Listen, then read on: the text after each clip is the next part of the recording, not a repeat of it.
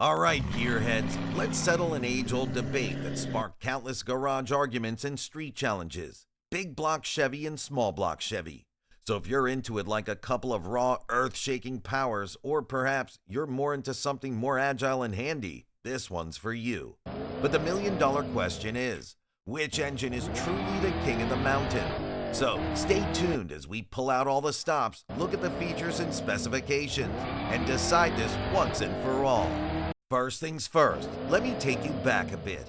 If you want to understand and enjoy these engines, then you have to know how they came about and why each one of them is considered to be legendary. The small block Chevy, or SBC as enthusiasts prefer to call it, debuted in 1955 with the 265 cubic inch V8. Created by Ed Cole, this engine was not merely an engine, but the engine that revolutionized the automobile industry. Small but mighty, the SBC was tough, light, and packed a wallop that made it very popular for General Motors production vehicles, as well as for the early hot rod movement. Jump forward to 1957, and Chevy loses the 283 cubic inch version, the first production engine to develop 1 horsepower per cubic inch. This would be the 350, which was launched in 1967. This nasty little number came to define the American muscle, with applications in everything from the Camaro to the Corvette.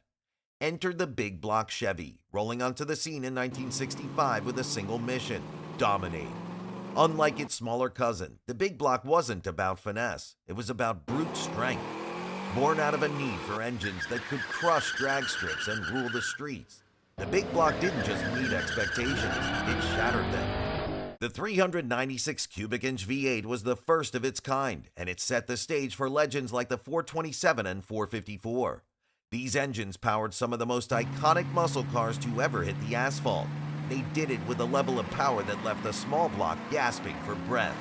Are you a fan of Chevy's traditional engines? Like this video and leave a comment.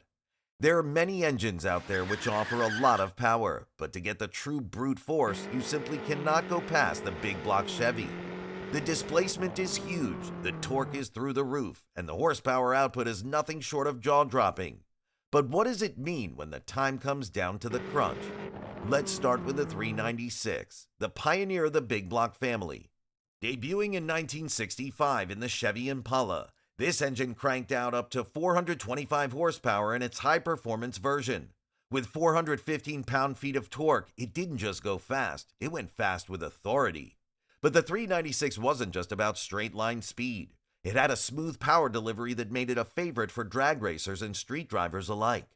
Imagine a 1965 Chevelle SS 396, rocketing from 0 to 60 miles per hour in around 6 seconds, a blistering pace back in the day. Next up, the 427, a name that would soon be etched into the folklore of the muscle car era.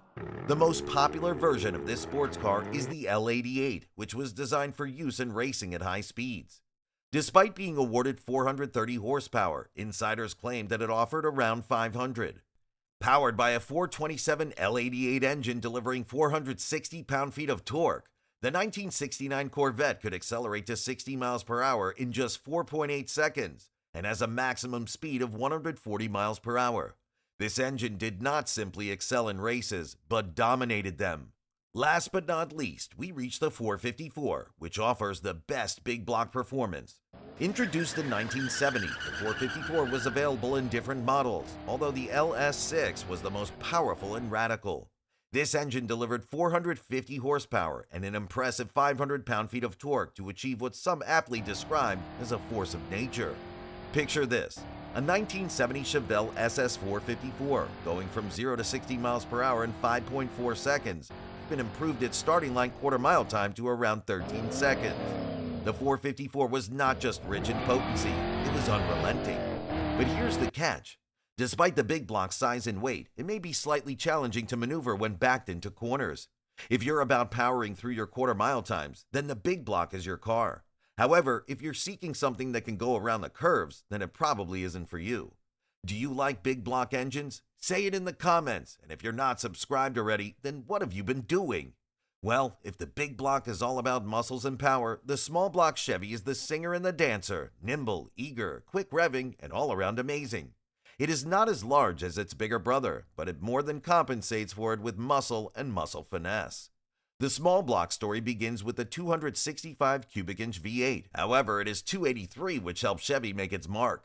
Debuting in '57, the 283 was the first production engine ever to extend 1 horsepower per cubic inch. Factors included the high lift camshaft and head-high compression. It wasn't just an engine number. The 283 didn't just power cars, it powered legends. Everything from the Corvette to the Bel Air would have this engine to prove that the small block meant business. More importantly, with up to 283 horsepower in the fuel-injected models, the car was a force to be reckoned with. Chevy responded at the beginning of the early 60s with the first really potent engine, the 327 cubic inch small block. This one came with smooth power output and had a capacity to rev like crazy, and it earned the name 327. In many variants, the 327 had power outputs of between 250 and 375 bhp. The L79 version of this model boasted of even higher output with 350 horsepower and 360 pound-feet of torque, and a 1965 Corvette with this was capable of hitting a speed of 60 miles per hour in 5.6 seconds. Thus, the equilibrium with much of the duration of the big blocks of that era. And of course, there's the 350. No need for its backstory to be retold here.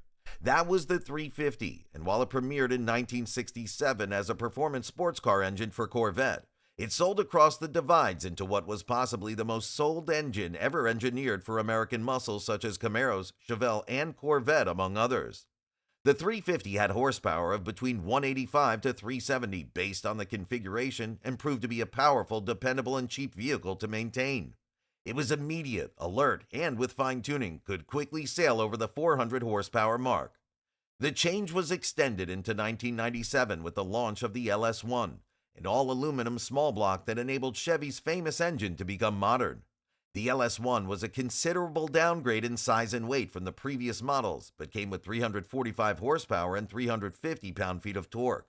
Long considered the preferred power plant of tuners and racers, the LS1 was flexible, tweakable, and could take a substantial amount of boost and nitrous. With the right modifications, it could crank out 500-plus horsepower, putting it right up there with the finest small blocks ever. But here's where the small block really shines. In comparison with the big block, this gearbox is lighter in weight and relatively more compact, thus enhancing its maneuverability.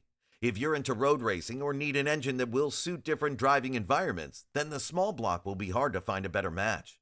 So let us know in the comments or click on the subscribe button for more deep dive videos about Chevy's greatest hits. The head-to-head comparison, big block versus small block. Okay, we know what these engines are and how they work. Time to see once more how well these engines match up. We're talking power output, pulling capacity, speed, and any factors in between. In terms of brute force and how much the engines can push the car and itself, then the big block Chevy is ahead. For the 454 LS6, get 454 horsepower and 500 pound-feet of torque. The small block, however, is not that far off as well. The 350 can produce up to 370 horsepower, and with some tuning, it can easily go over 400 horsepower.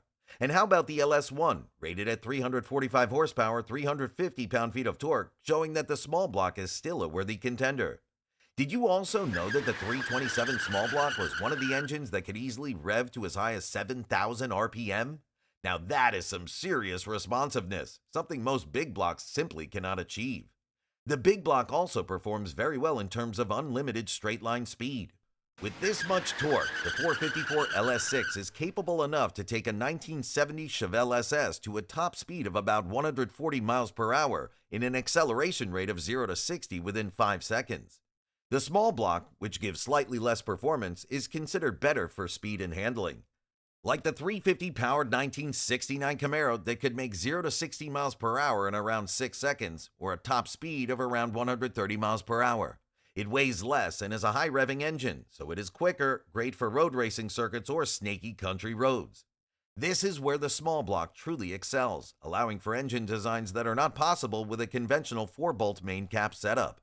This element demonstrates its portability due to the fact that it is small in size and is lightweight. Although the small block is capable of creating either a street machine, a track car, and an all-around performer. Not to mention the fact that there are endless options of aftermarket parts in order to enhance the mods. The big block, albeit strong, is more specific. It is suitable for the purpose of covering large tracts of land in a straight line, and where there are steep gradients in terrain, it can handle this well, but it is also bulky and heavy and therefore not very useful in any situation that doesn't require speedy all-terrain travel. Well then, is it big block or small block which is more desirable? Well, that really depends on what your search criteria is. If one wants sheer horsepower, the capacity to destroy quarter mile and outright legendary status, any list of the greatest engines will not be complete without the big block Chevy. With stunning displacement and torque figures, it's one hell of an engine that rules the racetrack, at least in the drag strips, and perfect for those who like enemies to tremble at the sound of the engine's throbbing. However, if you're interested in the higher revolutions per minute in those general driving situations, the small block Chevy is a top choice. It then weighs less and is smaller in size, so that when it comes to handling, it will do better than any other device, and is also modifiable in a way that it can be made to suit almost any task. Now it's your turn. One engine that you think should be crowned? So leave your thoughts in the comments below. Give that thumbs up if you like the video, and please make sure you're subscribed so that you don't miss our next episode in America's Muscle Vehicle series.